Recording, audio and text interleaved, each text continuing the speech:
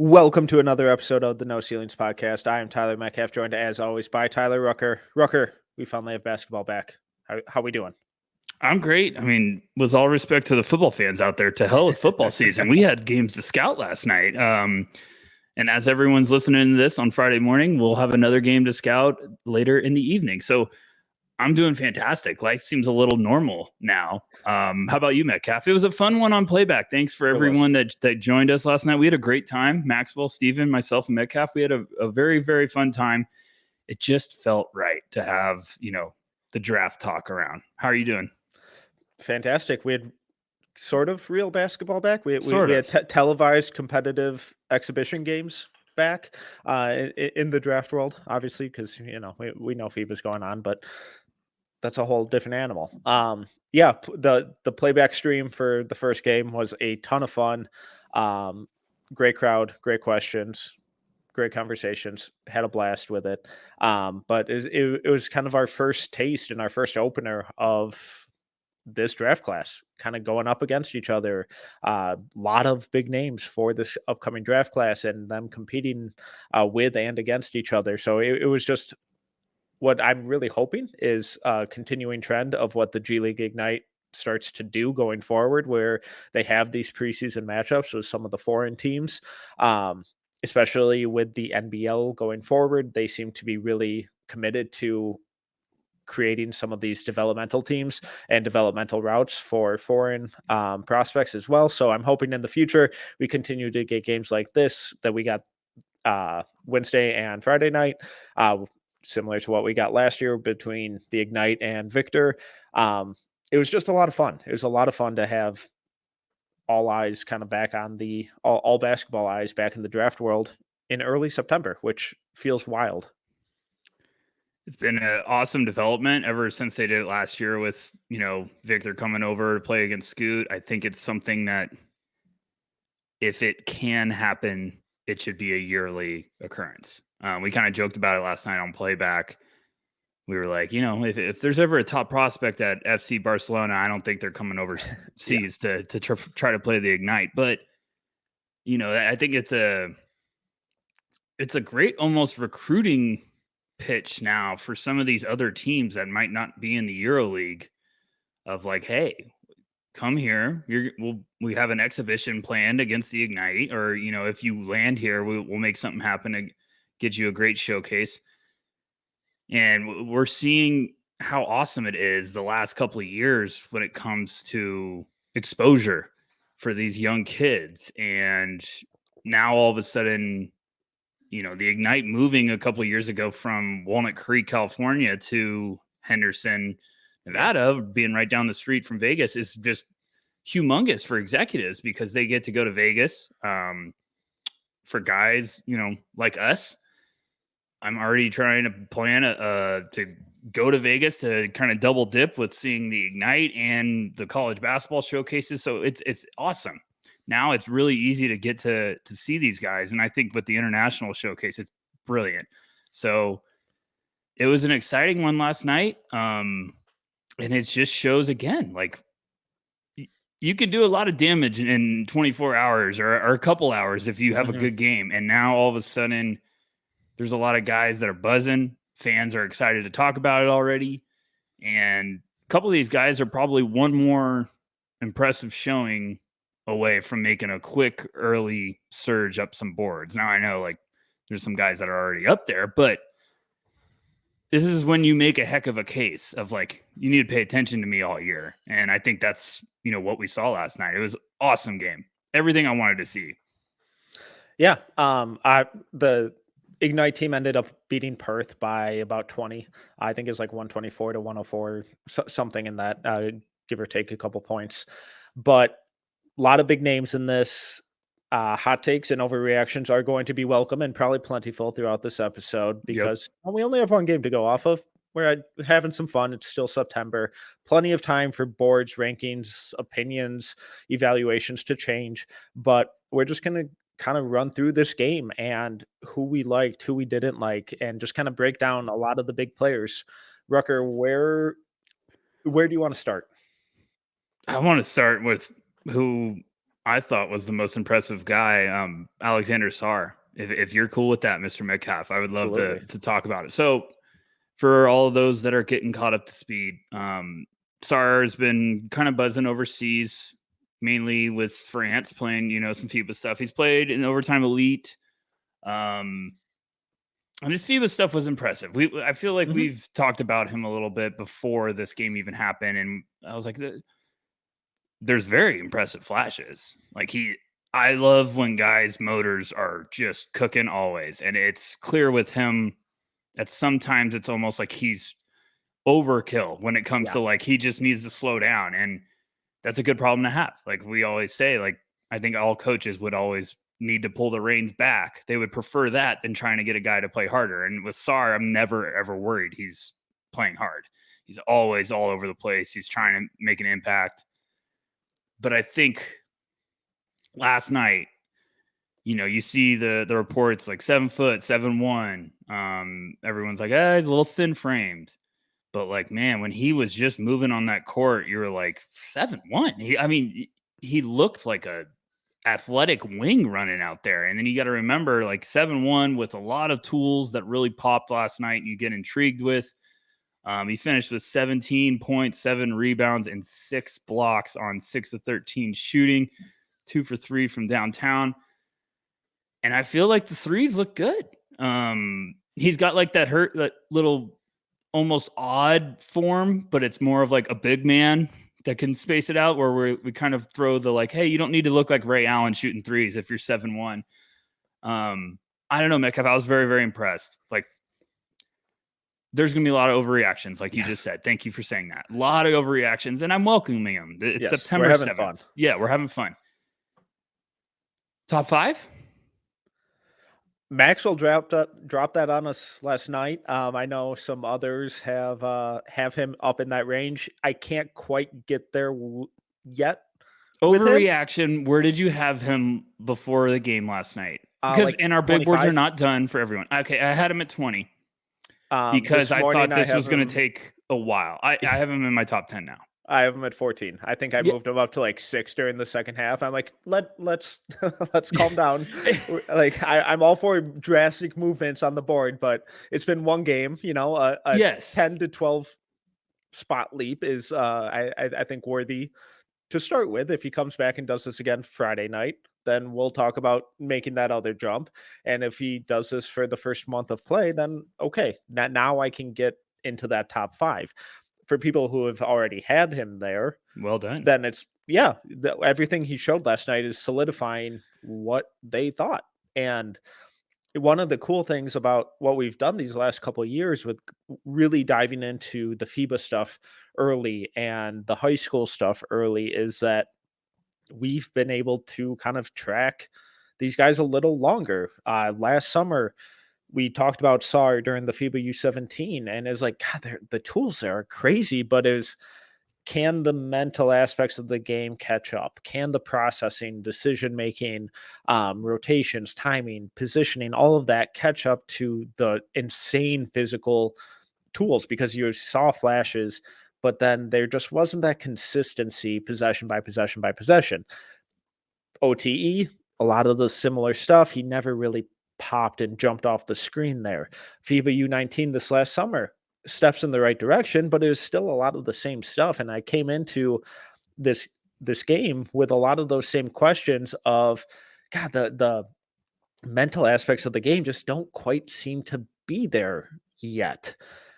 And then they tipped off, and he pretty much answered all of those questions. And it was like, oh, this looks like a guy who has made significant leaps in the matter of months over the summer. The physical tools are all insane still, super springy, really light on his feet, just glides in the open court.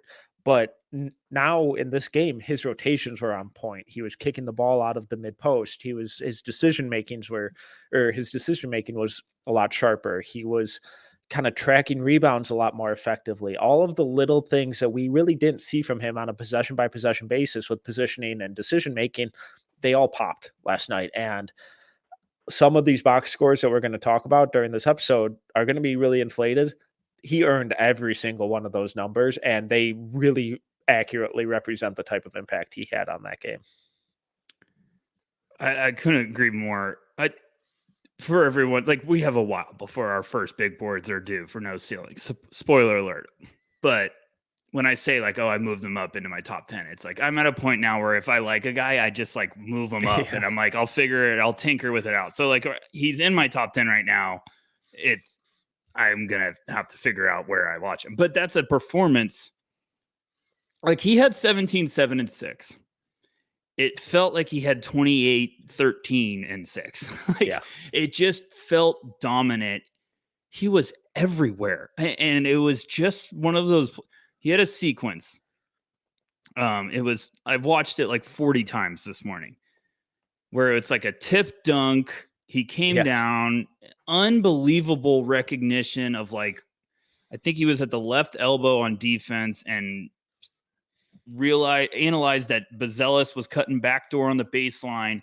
He slides down, rejects him at the top of the right at the rim, gathers himself quickly, gets right on Buzelis, and then blocks him again. And I was just like, the instincts, like, that's where the high motor. And I think I wanted to back you up what you just said, because you're like, you were just talking about like the lapses, the basketball IQ. And it's like, I don't think you're pointing out like he wasn't a smart player. I think you're just pointing out the game was moving fast when we were talking before. Like, it was lapses where it was like, just let's get the things to slow down. And it wasn't from a lack of effort or just like, it was reactive, not anticipatory. And thank you. Last night there was anticipation, reaction with purpose, which I was just like, oh my goodness. I mean, he's switching on a guy's blocking 3-point shots. He was just everywhere. It's like when your favorite team in the NBA is in a playoff series and one guy's just having a night where he's just dominating and you're just like, get this guy off the damn court. Like, Sarr was just everywhere last night, and it was such a joy to watch. And that's why I believe Friday, like we always say with scouting, like, don't get too high, don't get too low. Like, we're all going to have to come back down to earth before Friday. But if he does this again, man, woo, those boards are going to be cooking, folks. And it's well-deserved. Like, my only question, talking to you, talking to everyone in the draft sphere with him, like Bryce Simon, shout out Bryce. Like, he's been texting me about Sarr. He's like, what do you think? And I was like, he has the tools. It's just, can everything get on the same page? And it was like, I love how hard he plays. I love the athleticism. I think he's got a great frame to build with. Lot of awesome potential. It's just, can his high motor and the speed of the game sort of get on the same road to where things are slowing down? And last night, he looked so confident. He looked like, I'm the guy. This feels great. I'm in the right place. This team's going to help me. Like, it just is, confidence is the most important thing with prospects. We always say that. And I think we saw it last night. Yeah, and just kind of circling back to the mental aspects and things slowing down for him, and him just really reading all aspects of the game. It's really a really hard skill for players to develop, especially ones with his freakish athletic tools, because so often it is really easy for guys that age to just rely on the athletic tools and be like, I am just a better athlete than everyone else out here, and I'm going to thrive on that. And for a lot of guys, they do. And it can take them to really exciting places, but it has a really defined ceiling on what their whole career will be. So I think the fact that we're seeing him make this leap with his processing and awareness and instincts in such a short amount of time is just a real testament to the work that he's been putting in, and just makes his projecting him forward 2, 3, 4, 5 years from now so much more exciting than it already was. I had him so low preseason on just my very quick rough board. Like, I had him at around 20 because my thought process was, and I told this to Bryce when we were talking about him, I was like, he might be a guy that if you got him at a certain range and you waited a little bit and just let everything come together, you're going to get a contract extension as a GM. Like, he might be the dream developmental guy where it's just like, it's just a matter of time before everything comes together. Now it's like, whoa, like, here was this raw potential guy I saw, and now all of a sudden it's come together in just one off season. Like, it's just really awesome. Yeah, like, this is bigs take time, and sometimes they click out of nowhere. And right now it looks like it's starting to click before the season even started. It's awesome. Sorry, go ahead, Metcalf. No, just last night he looked like a guy where if you pass on him, you're losing your job. Yeah, and which is not what I expected. He looks like he's also realizing how good he can be. Yeah, which is a very dangerous and awesome world to be entering this young, this early in a year, because now he's got that confidence, and it's only going to make him want to work harder. It's only going to make his developmental curve even higher, where it comes to like, woo, we're thinking big now, folks. Yeah. Business is booming for Alex Sarr. So this is the curveball we wanted very quickly. Now all of a sudden we're like, hey, all those people doubting the 24 class, things might get a little interesting here, and all of a sudden we get a couple guys at college that start popping, and you never know. There's always good players in every class. You just got to find them. And because there's no consensus, number one, I think that makes this class even more exciting this year. All right, let's play a little game, America's favorite game, a little bit of this or that. Sarr or Filipowski? Sarr. Okay. I'm gonna get so much crap here. This is overreaction, but upside, I don't think want. You will. Yeah, upside, I'd want Sarr. Oh yeah. Sarr or Buzelis? Sarr or Castle? Castle. Okay. Sarr or Holland?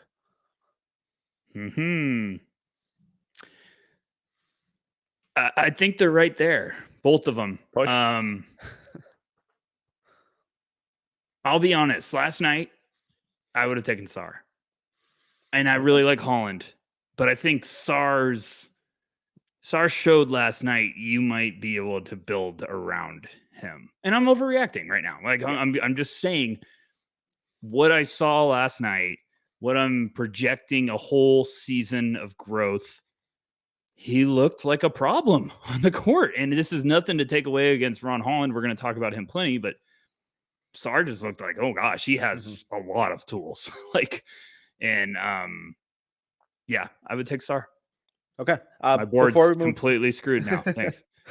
Before we move on, were there any kind of lingering red flags with Sarr or things that you still have questions about?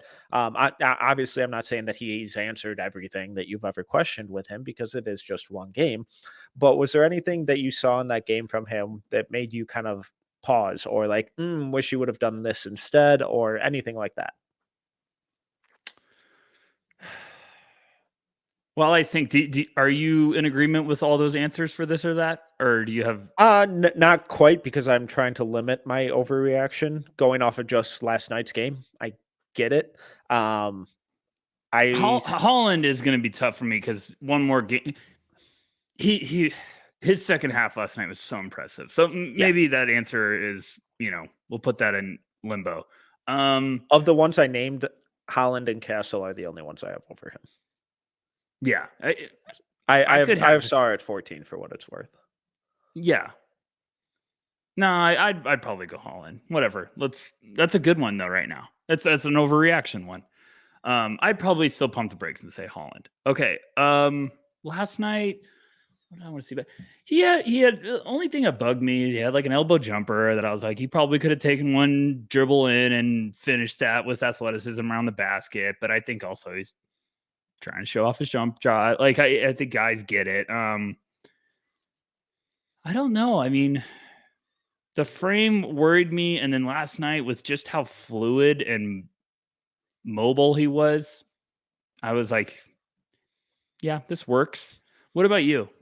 You got anything that kind of jumped? It's hard to get mad at him defensively because he had 6 blocks and I felt his impact all the time. I was like, gosh, he's everywhere. shoot more. Like my biggest thing. So are you really buying the shot? It looks. You know what I'm buying? I'm buying that he took 3 threes, and that's it. Like, I'm buying that he was efficient. He didn't look to like, I'm gonna go try to make threes. I think he just was like, this is open. I'm taking it. It's one of those things where maybe like a mid range. I need some versatility now offensively. I'm trying to like run back his whole game. So like Friday, if he's getting some face up opportunities or he's trying to do some stuff on the block.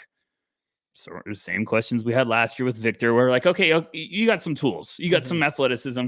Let's see how the rest of everything's looking, because like he had that one transition play where you're just looking at him and he took off and threw a tomahawk down, and I was like, oh my gosh, that looked just like Victor last year. It was like creepy. It was like the same hoop, same type of dunk. I was just like, okay, deja vu. But I think I just need to see flashes of versatility all year, and we might not get them as fast as we got Victor's answer last year. So what about you? I still have a lot of shots with the questions with the shot. There we go. Words. Is it just because it's funky and on the side? And it's kind of like that trebuchet release, that catapult where he just kind of launches it. I feel like the shooting mechanics look a lot like Valanciunas. Obviously, very different players, but just that release where I'm not sure he's gonna be necessarily a shooter. But I don't think he'll ever be like a non-shooter, because going back to FIBA U17, he's always stretched the floor, or at least tried to. So I think that's encouraging, the willingness and the confidence to shoot. I think he has pretty good touch with the shot too. It's just the mechanics are a little funky. So it's like, with that release, is he ever going to be a high 30% shooter? I'm skeptical. But if he's 34% on like 2 to 3 pick and pop stuff or trail threes a game, that's probably enough. I really like that you brought up like the versatility, because I think the handle for his position at his age is okay, but I would like to see a little more versatility with it and effectiveness with it in the half court, where when he gets the ball in the mid post or the post, he can do something a little more dynamic with it, like a face up rip through, a spin move, something. Like, I don't need him breaking down guys constantly, but a 2, 3, 4 dribble or like on ball creation package, which is a lot easier said than done, would be a beautiful development in his game and just really add to that kind of offensive versatility. Absolutely. I mean, I think that's where you're just excited about the foundation right now that he has, because those are areas of like sweeteners where it's like, okay, he could get much better in a gym with a focus of just working on like, okay, handles or just post up moves. Like, those are areas where you're like, okay, we can work there and get better there quickly. Jaylen Brown is coming out of college is always my favorite example. Like, everyone makes fun of his handles last year, and it's like, well, go watch his college stuff and see where he's come from. So I think just last night, the impact of him just playing, like just being a basketball player, just popped to me. I was like, okay. And now there's confidence, which is going to have him doubling down to like, let me go work on my game. I just need, like you say, I think if his best path is not to have someone say like, hey, you should move out to be a 3-point shooter. He needs to be a guy that like, I hit a couple in the game and now you have to guard me. Right. Where he can then leverage like that pump and go, where when he does pick and pop, a guy has to close out on him and then a little shot fake and he's blowing past him. It's kind of simple stuff like that, I think, would do wonders for him. And I don't ever throw this name around, but it's the mentality of like what he needs to add to his game. But like, Kevin Garnett was not a 3-point shooter, but he would hit that outside shot and then you would have to come up on him and then he'd put it on the ground and hit you with, finishing across the lane with a finger roll or hitting you with the shoulder shimmy and then turn around. Like, that's where I think the shot reps need to come to, almost say like, I can hit this shot. Now you better come up and guard me.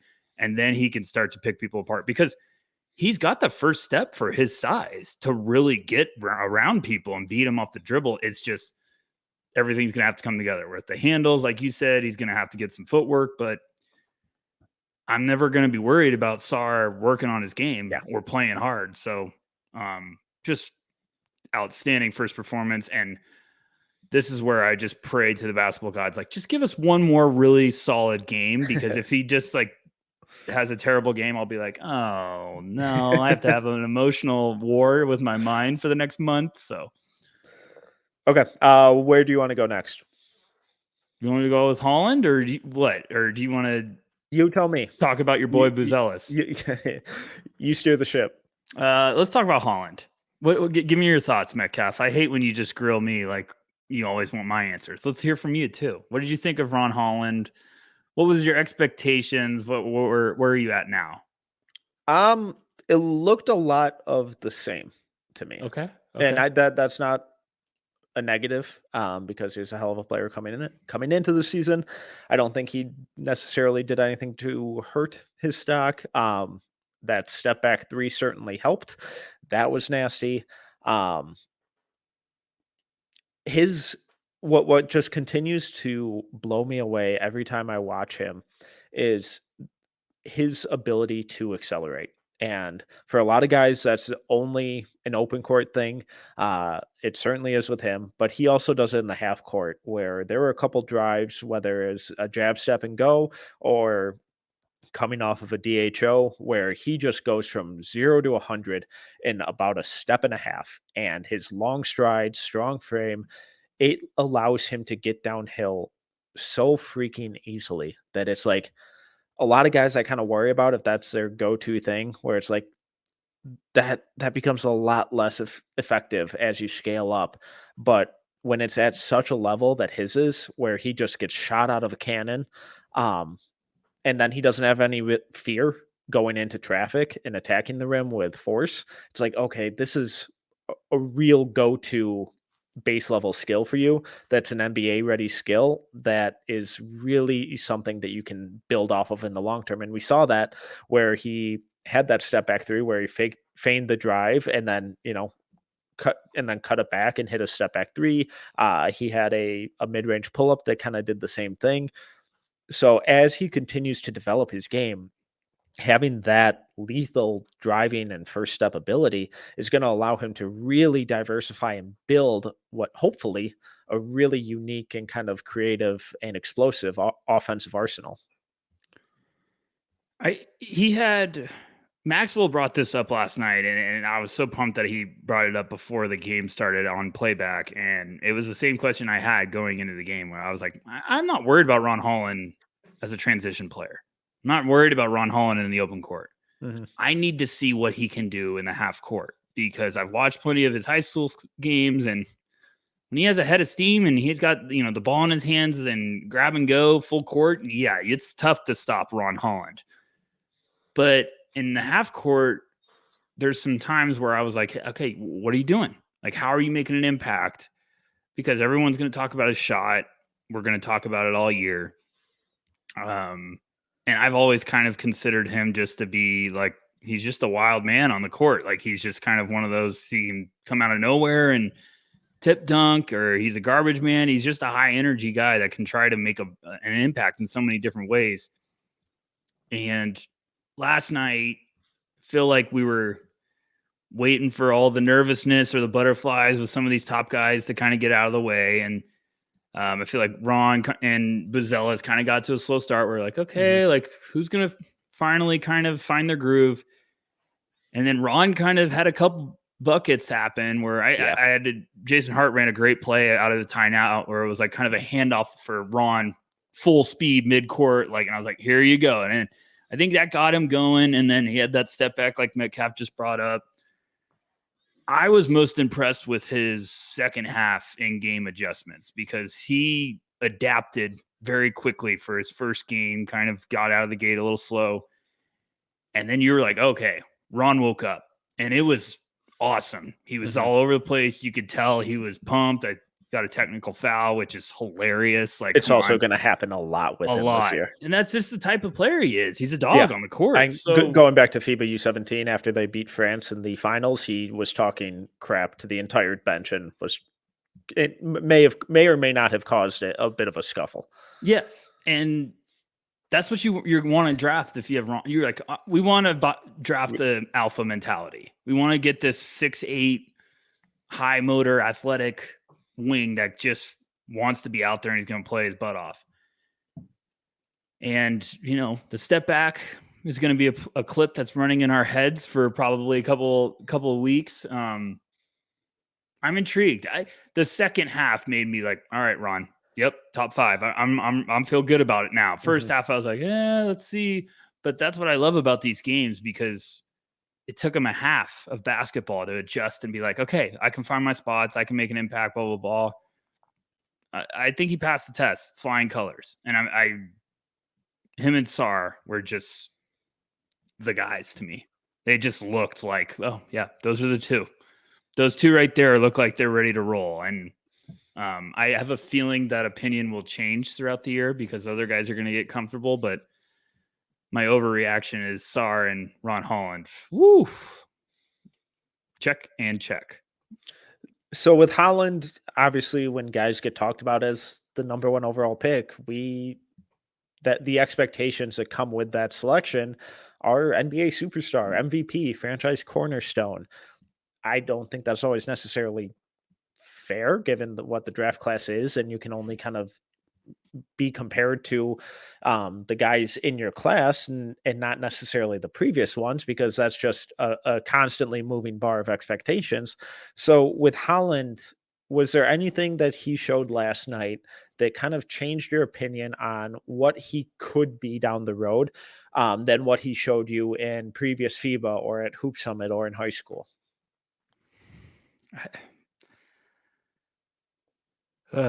Again, it's just one game. So, but did it look like he had made any meaningful steps in growth, or was it him just kind of adjusting to the speed and physicality of playing against other pros?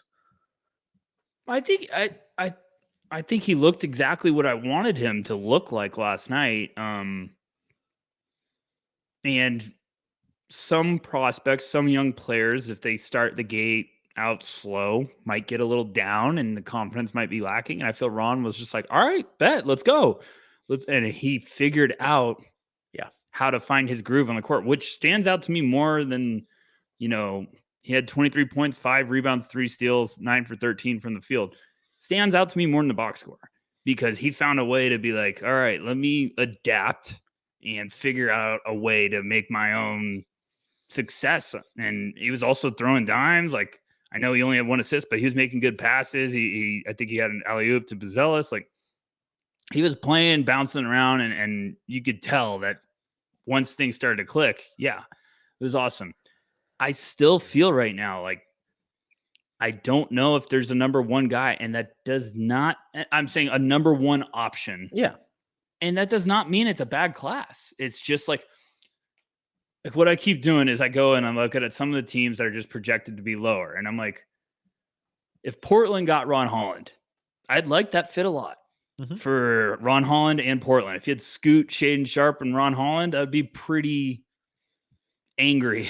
They'd be very fun and very determined and very passionate. But like if Ron Holland went to like the Wizards and the Wizards are like, okay, Ron Holland's our number 1. I'd be like, no. Yeah. That's not what you want. You want to draft Ron Holland to be a complementary piece. Yep. And some team might, like we say, fit is everything. Some team might get the number 1 pick and be like, we have a number 1 guy, but Ron Holland will be a fantastic piece for us. And then they'll say, yeah, we'll take Ron Holland first. Doesn't mean it's a bad class. I just think we put too big of expectations on some of these guys, and I really, really like Ron Holland. I think he's right on track. Obviously, the dream is if the shot comes around to be consistent, then maybe we get into another world. But I mean, what do you think, Metcalf? Is from seeing him at Hoop Summit, is there anything that like you're like, okay, maybe there's a world in which the ceiling is a little higher than where I was expecting when it comes to his basketball role.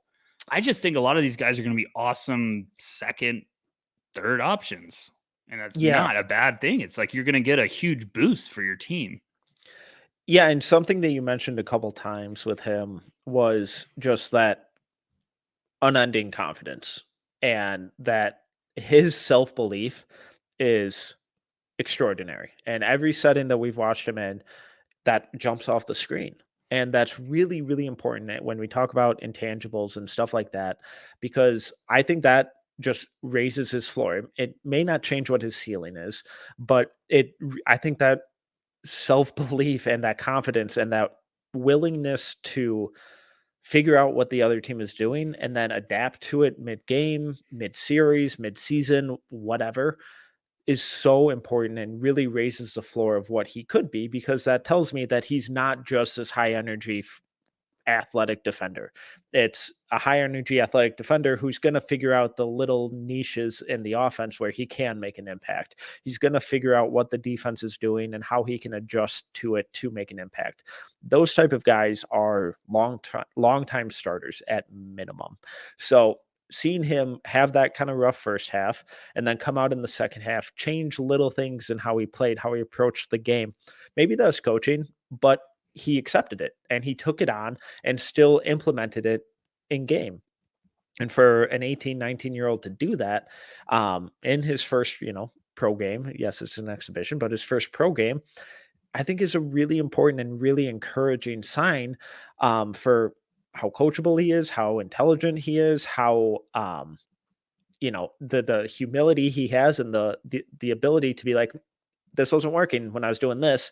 Let's shift some things around and come out guns blazing and, knock down a couple jumpers, get to the rim, or force fouls, crash the glass, get out in transition, be a havoc maker on defense and force some turnovers.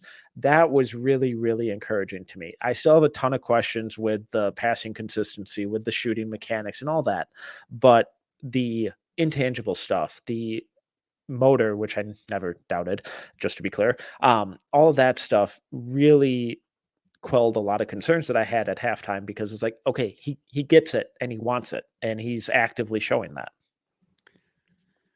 I mean, Jarris Walker was our boy. He just got drafted with, questions of his shot, top 10, looked awesome at Summer League, despite like the shot not being perfect or, being high 50%.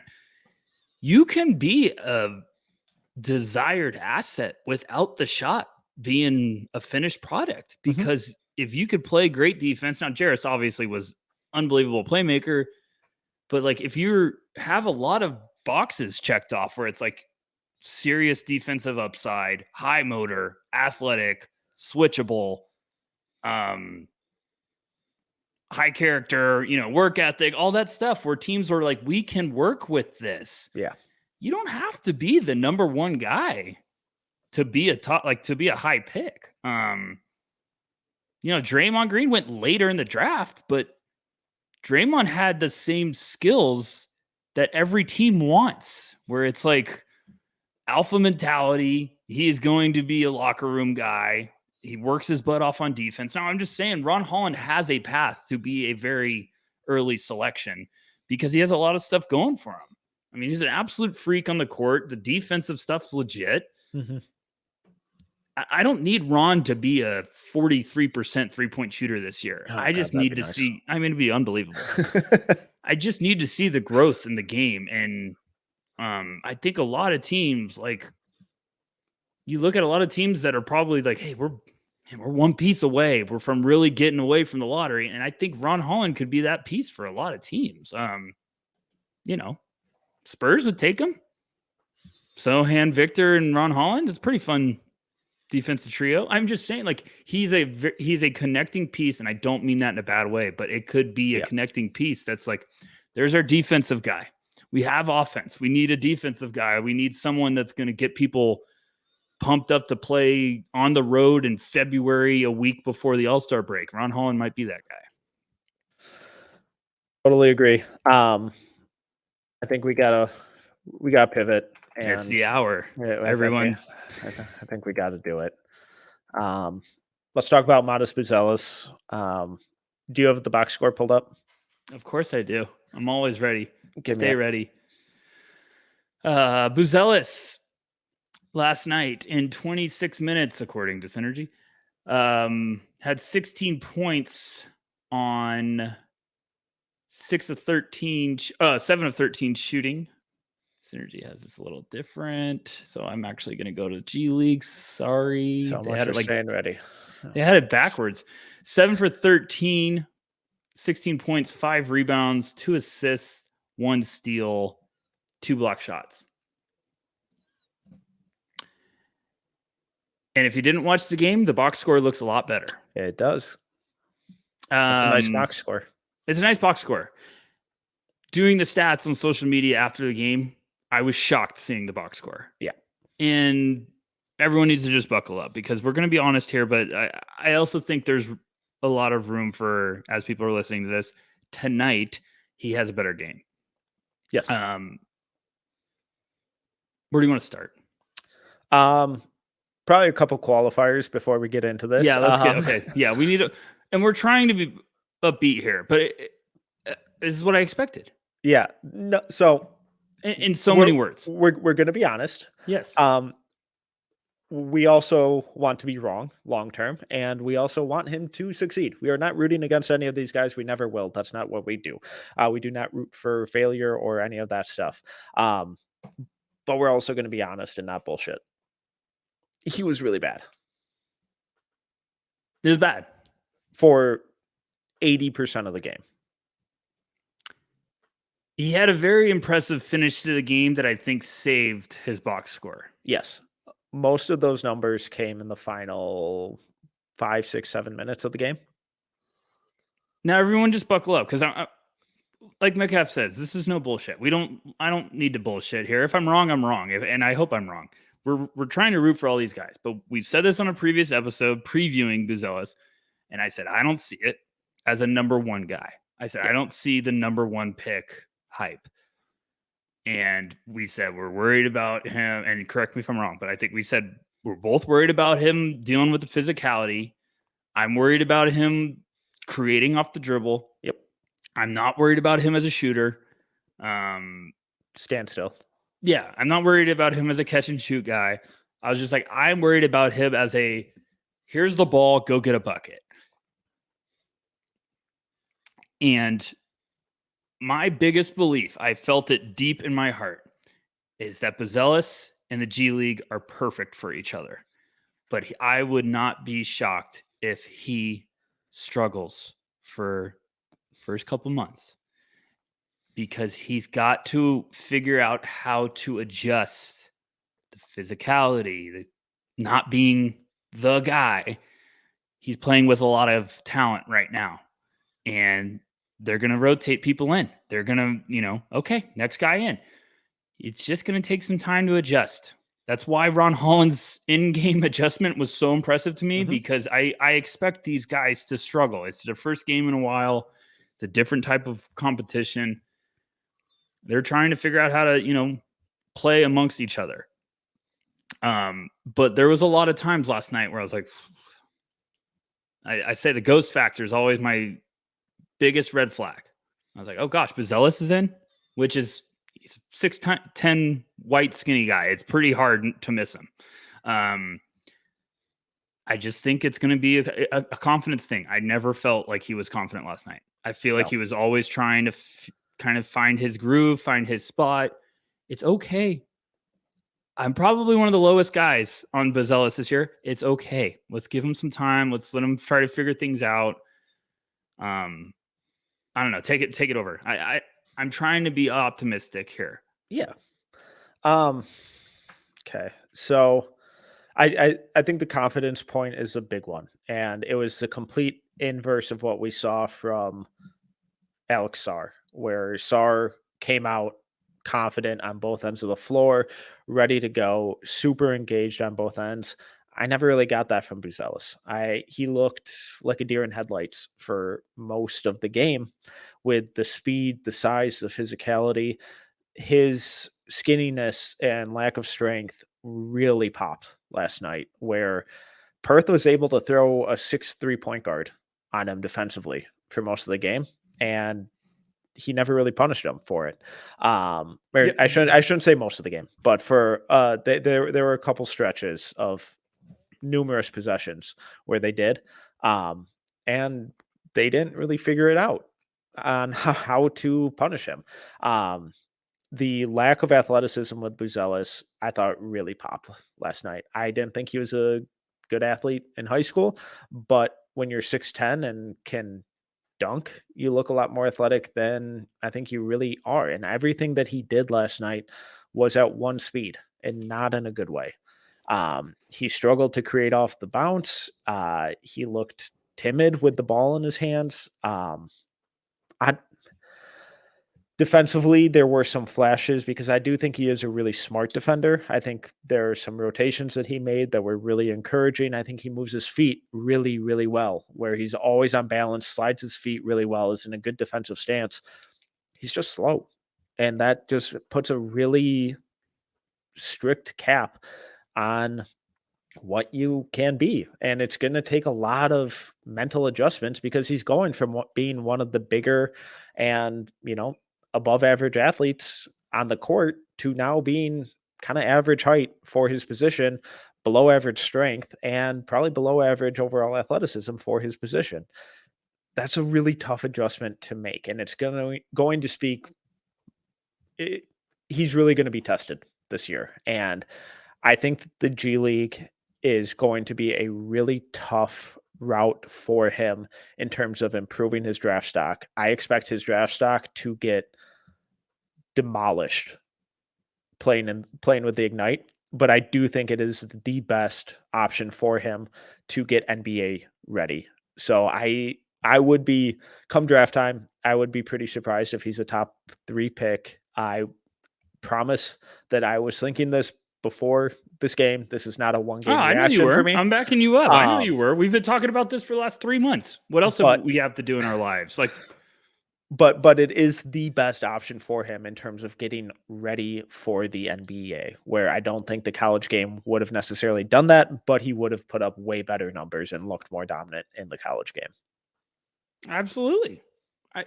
There's nothing wrong with what you said, and people are going to be furious, and it's fine. I've felt this. I hate to put this comparison, but it's just I'm trying to use honesty here. It's my first time I reacted this way, and it made me go watch all of his high school stuff. He had all this buzz with that McDonald's All-American game. And it was the first, that was middle of the last year's class. And I was like, fine, I'll watch it. Let me get familiar with the upcoming slate. And everyone was hyping up Buzelis. And I was like, okay, fine. Let's see what this kid's got. And there was times in that game, I forgot he was on the court. Yeah. And my first thought was, he doesn't look confident. He doesn't look like he knows what to do when he's not the guy. And he just looked like he was trying to kind of find his groove, and that's fine. The McDonald's game is always fool's gold because it's usually pickup style and other guys are going to look better in that environment than the other. It's fine. I'm not overreacting to that. But I was like, the confidence doesn't look there. And I was like, what am I missing? So then I had to go watch all of his high school stuff.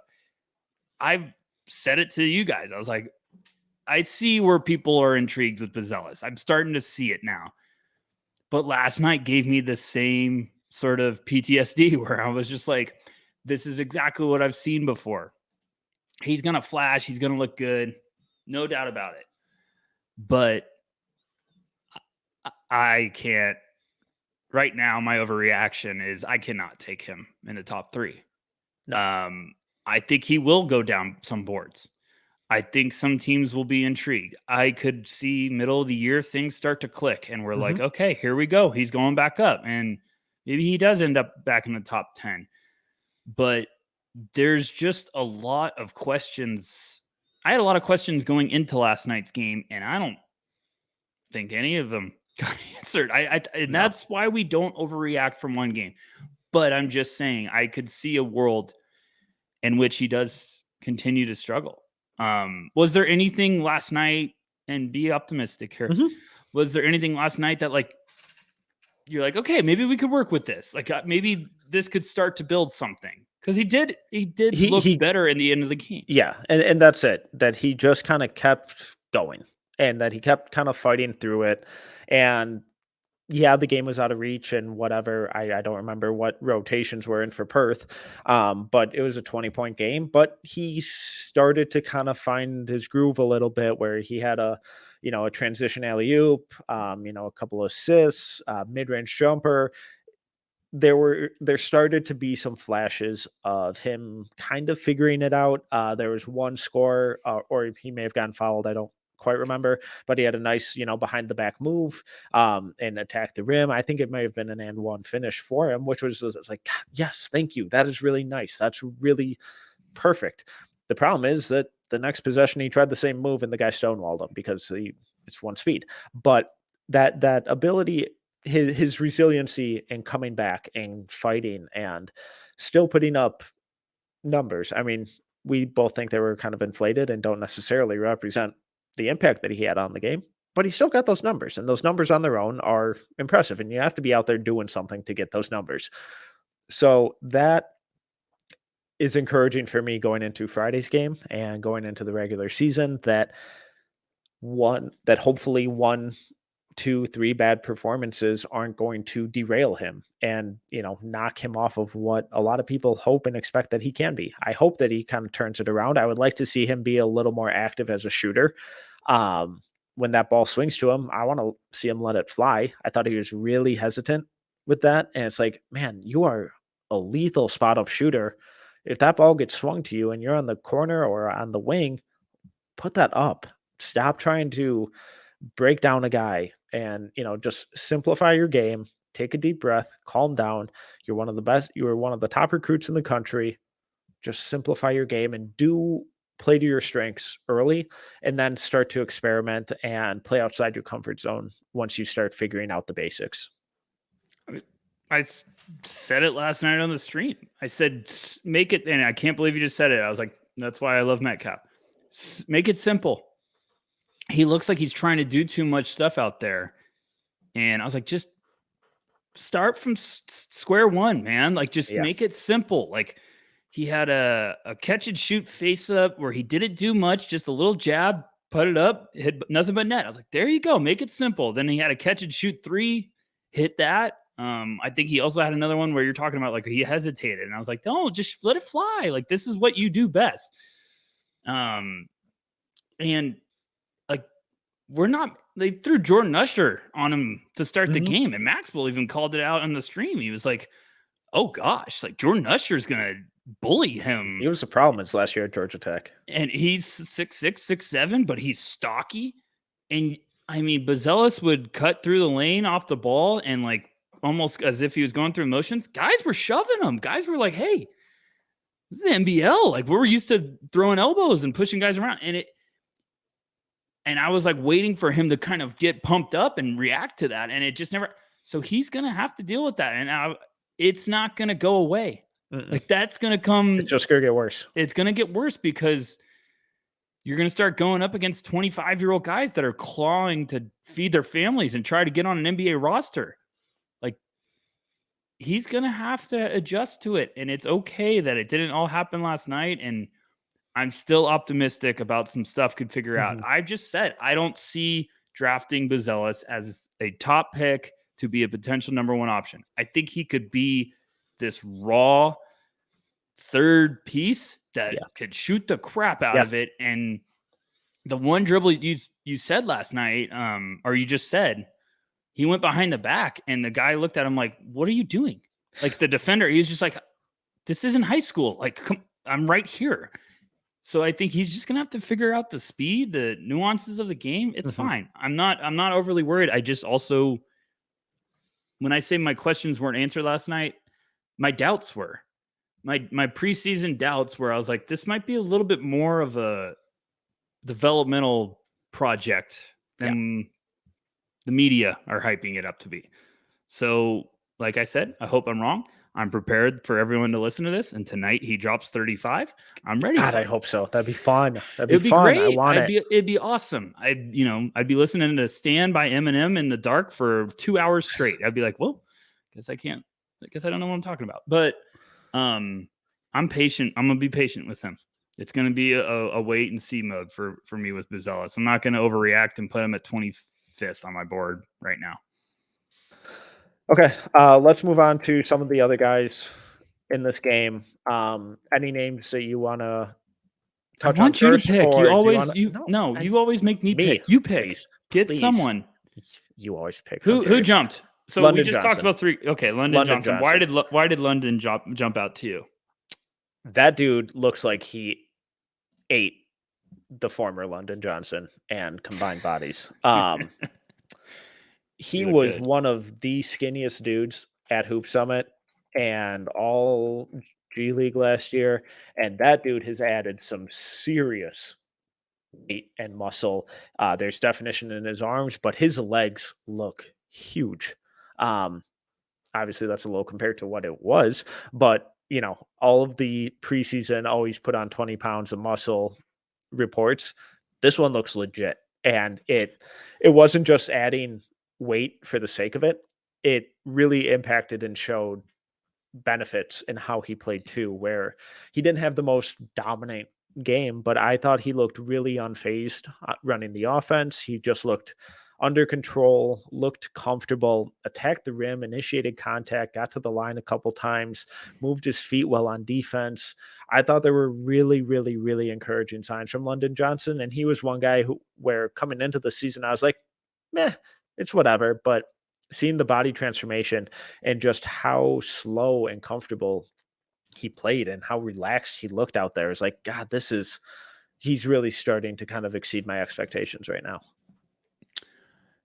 I thought he looked great when it comes to just like, it was like the first thing me and you said was, holy crap, he put on weight. And like you just pointed out, it wasn't a bad weight. It was just like seeing him in person in Portland.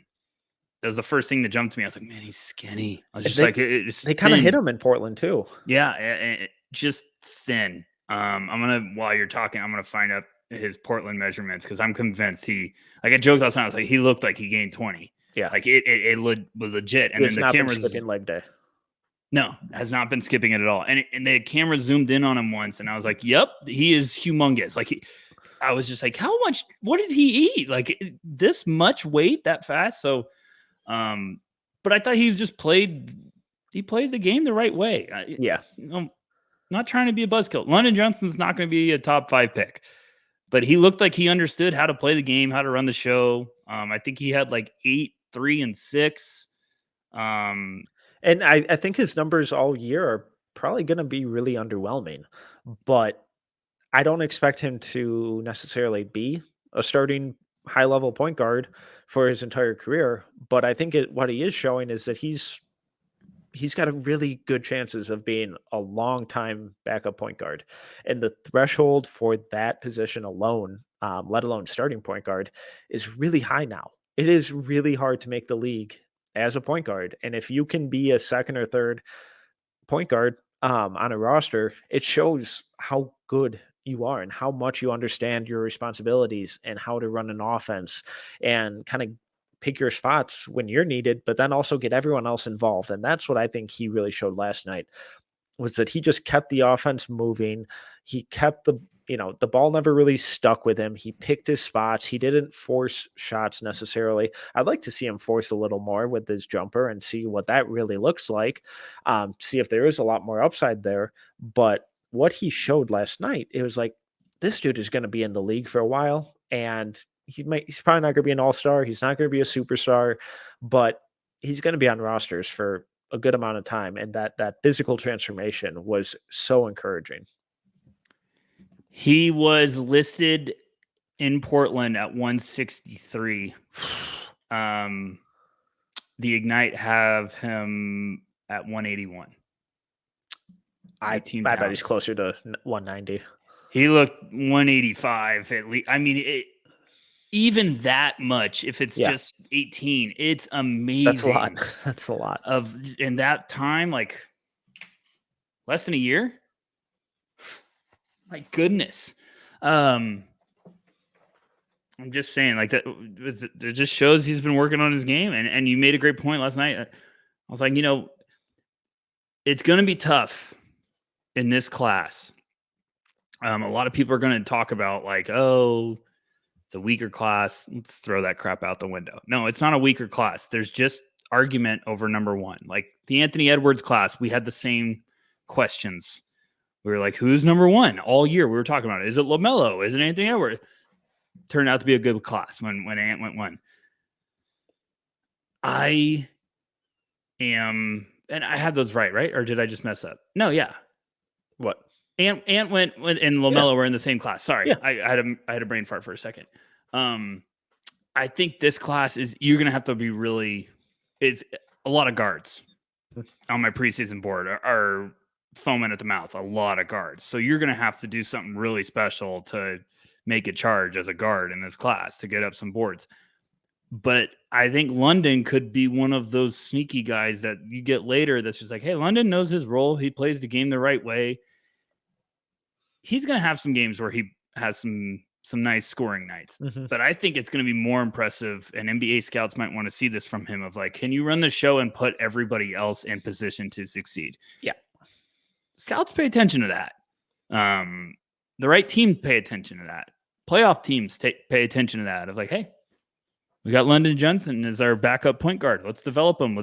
You can be a change of pace guard. And then we look up and London's carved a lengthy career out of knowing his role, playing it to a high level. So that's a guy that wouldn't surprise me. He has a better game Friday, box score wise. But I think, he pressed me. I think he missed a couple shots that I liked the attack. It just didn't fall when it comes I think to they just floaters. fell short, but the line was good on it. The mechanics are solid. So it's like, that's encouraging. Show me more, please. Yeah. Couple of those fall, and we might be looking up and being like, London had 12 with 6 assists. So you never know. I'm intrigued. The frame scared me in Portland. Yeah. And then he went to work. And I was like, okay, here we go. So one of those names now that I'm like, no, I'm gonna keep a close look on London Johnson all this year. Yeah, and I think something that we've both kind of danced around with him is at that position, at that size, NBA teams don't really care if those guys can go out and drop 40 a game because in the NBA, they're really never going to get the opportunity to do that. Small guards are a dying breed in the NBA.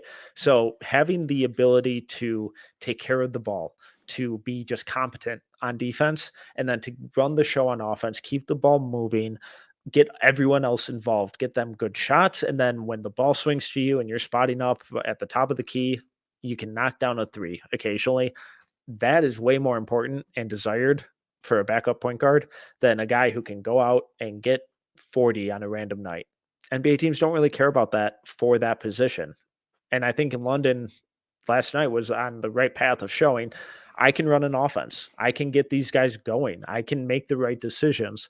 And that's just really, really encouraging to me. Yeah.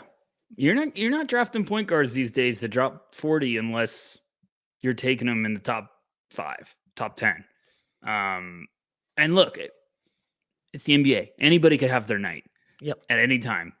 But there's guys that are really smart that realize like, hey, I'm not that guy. And they're like, how can I make a role of doing this for a very long time? Patrick Beverly realized he's never going to be Ish Smith, back in Andre Miller back in the day, like late career Chauncey Billups. Like, can you run the show, be smart, put everyone in position? The team's better when you're out there. Take control. Like, you can make a long career if doing that, and teams will want to have you. So just because you're not 6'5" point guard with this bag, it does not mean you can't be a very, very exciting player for teams to look at and be like, we got London Johnson at 28. There's our backup point guard to groom for the future, and we're excited about him. And I'm just throwing a number out there, but that's smart teams do that. They find a position. They're like, we have a starting point guard, but let's bring in a young, hungry guy that's smart, plays the game the right way, can be a great, piece to groom for years to come. I'm excited about him now. I needed this podcast because now I'm excited about London. So thank you, Metcalf. Who else? Well, someone else that a lot of people are really excited about is Izan Almansa. What were your kind of thoughts on him? Probably different than you're gonna feel. So this is gonna be a nice little one, and then we can hot take it. Or just rapid fire. So I know we're a little over time, but I appreciate everyone being patient with this podcast. Almansa, I feel like it was a solid. If that's like the bottom, if that's kind of almost like he looked rough sometimes. I thought he was huge. I kept saying it on the stream. I was like, man, he's big body, and he moves, and he looked thicker than at I remember. Yes, he looked much broader. Might have been the camera guy for the G League zooming in 40 times. I don't know. But Almansa had some flashes. I think he could be, and I have my database. I don't know if I'm wrong right now, but it says he's 18 and he's not turning 19 until June. Did I do that right? Whatever. I'll find it in a second. He could be the one to get the most excited about for the Ignite when it comes to the growth throughout the season. They're going to play the biggest schedule ever. I think they're going to have unbelievable amount of games. That's going to be a big deal for a lot of these young kids. A lot of reps. And I think they're going to do a good job rotating where it's being like, hey, you get load management should come into play with these kids because of so many games. And I just think he's going to be one to just monitor. Last night, his handles kind of drove me a little crazy. Lost the ball a couple times.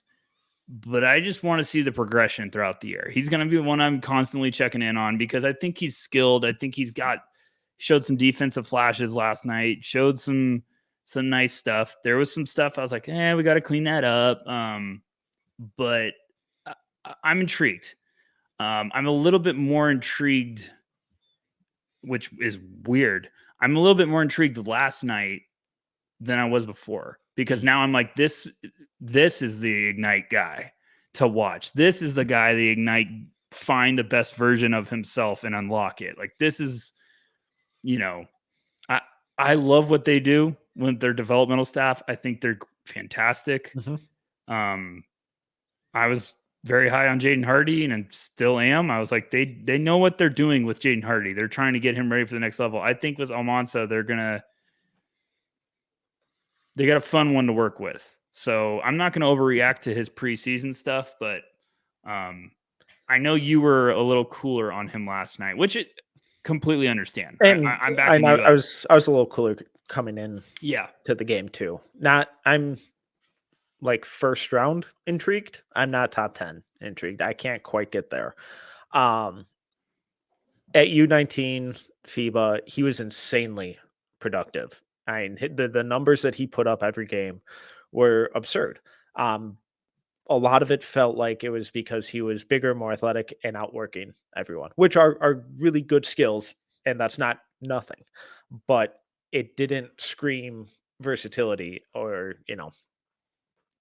it felt kind of fool's goldy to me. Now he put up really good numbers again last night, and I expect him to put up.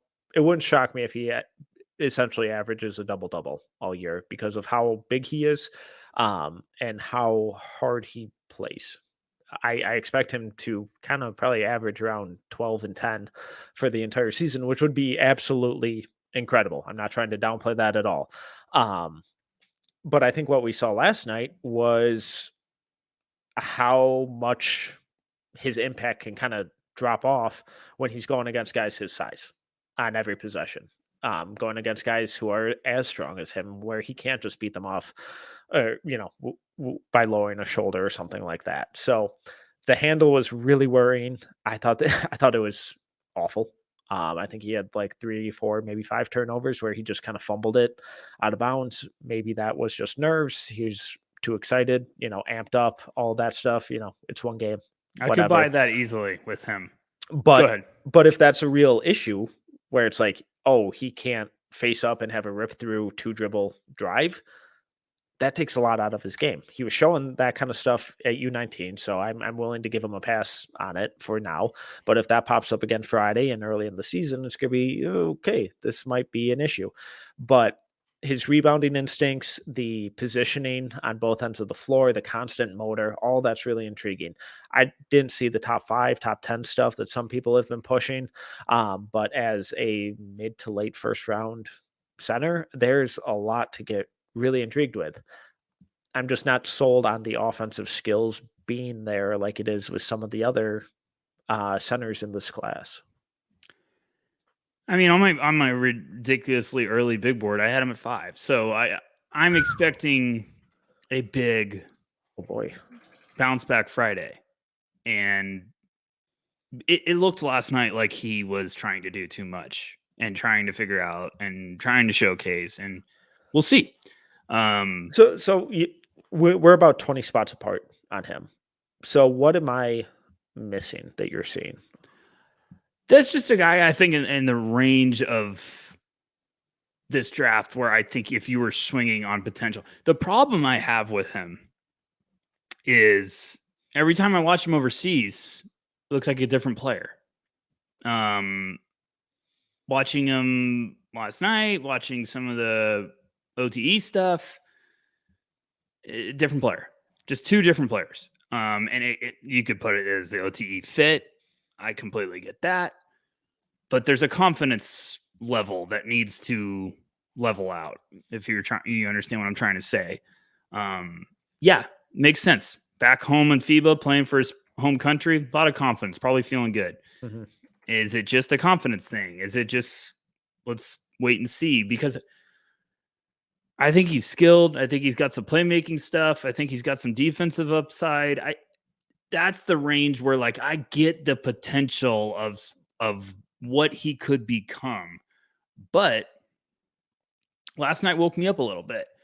And I still liked a lot of flashes I saw, but if there's one guy I'm expecting to have a much better performance Friday, it's him. He's at the top. And he wasn't bad. It was just a lot of like, but I was expecting that. There was gonna be one guy that kind of let it down, and then I just lukewarm about a couple, and then Ron Holland and Sarr were fantastic. Friday easily could be the opposite, where Sarr has a rough shooting night, Holland's little, maybe he has 13 and 4 and just kind of can't hit a shot from downtown, and then we look up and it's like, oh, Almansa had 18 and 11 with 3 blocks, and it's like, okay, so, and Buzelis looked great. Gonna happen a lot. I just am buying into that range of like, okay, he'll figure some things out. Like I said, folks, my big board, I'm looking at it, I got a long way to go, so I could completely re-rank these, and I mean, I look at him and then I look at someone like Klingon, and the more I watch Klingon, I'm like, man, if he takes another step this year, why couldn't he be the first big that goes? Because it's just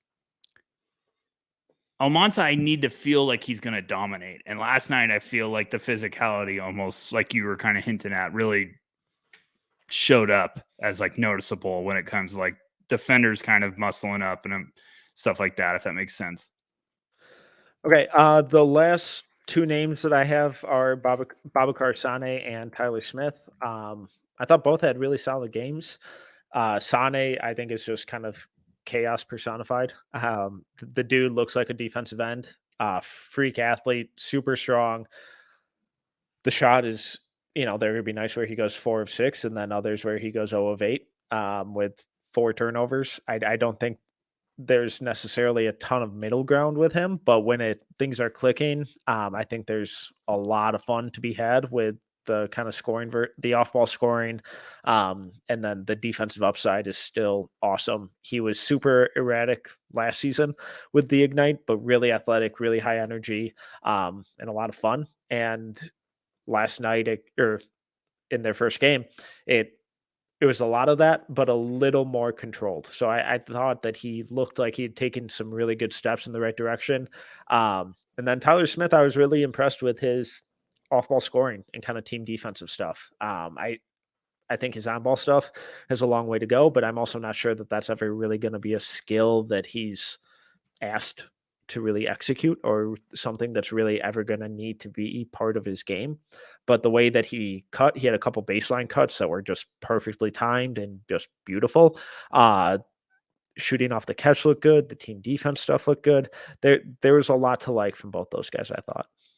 Absolutely. I thought, Darlin didn't play, which was a bummer. Sounds like he's not playing Friday, and they're kind of taking it easy with him. So that's the one. If you watch the game and you're like, who else? It's like, well, that's a big one to wait and see for. But I thought Tyler Smith and Babacar looked great.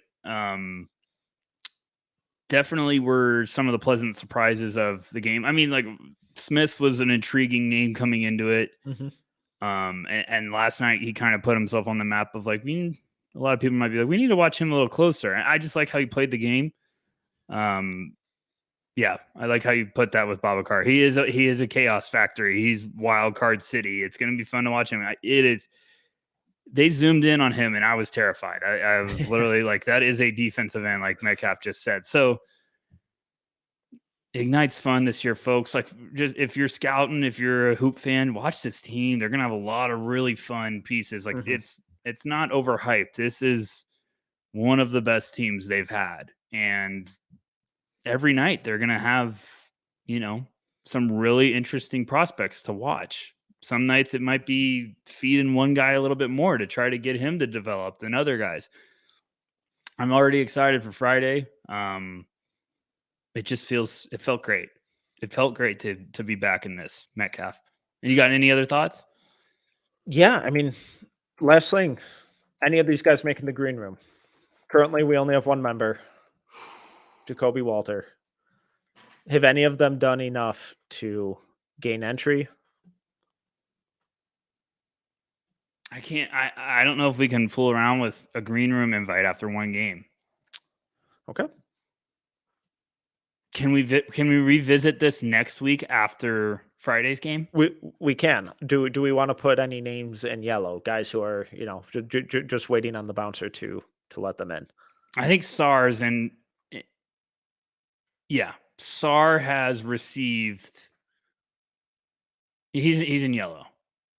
Okay. If Ron has another good game, I know the problem is everyone's like, oh, come on, Ron's easy. No, we need to. This has to be balanced and patient. And Sarr, I'm buying motor. He's also French, so we get to keep up with foreign relations. We'll put him in yellow. Okay. We gotta further investigate, review it, and then we can make a final verdict. I actually started working on green room stuff for the upcoming year. See, I promised. I'm a man of my word. So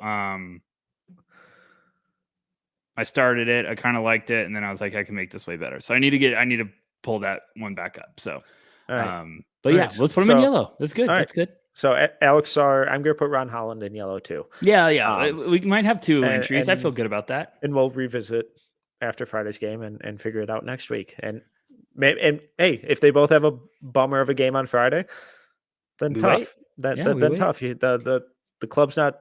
The club will be at capacity. So yeah, club's closed.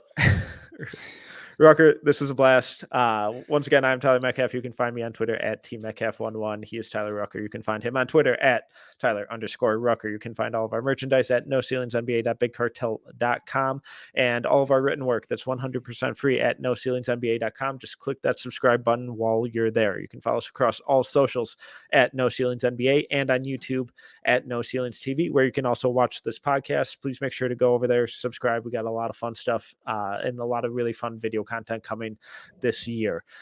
If you enjoyed this episode, please make sure to subscribe, leave a review, and a 5-star rating. Until next time, see ya.